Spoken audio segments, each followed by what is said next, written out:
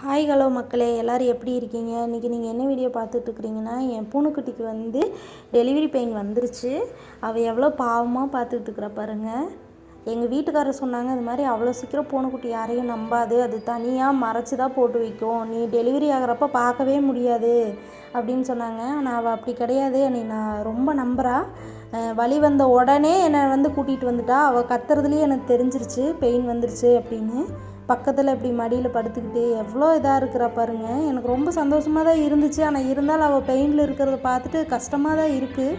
ஆனால் அது ஒன்றும் பண்ண முடியாது இல்லையா, வலி தாங்கி தான் ஆகணும்.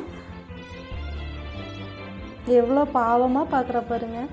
எனக்கு இதுலேயே ரொம்ப பயம் ஆயிடுது. நான் வீடியோ வந்து எப்படி டெலிவரி பார்க்கணும் அப்படிங்கிறது வந்து சர்ச் பண்ணி பார்த்தப்போ ஃபஸ்ட்டு டெலிவரிங்கிறப்போ ஜாக்கிரதையாக பார்த்துக்கணும் அப்படிங்கிறது நான் பயந்துட்டேன். ஏன்னா நான் அந்தளவுக்கு தைரியசாலி இல்லை.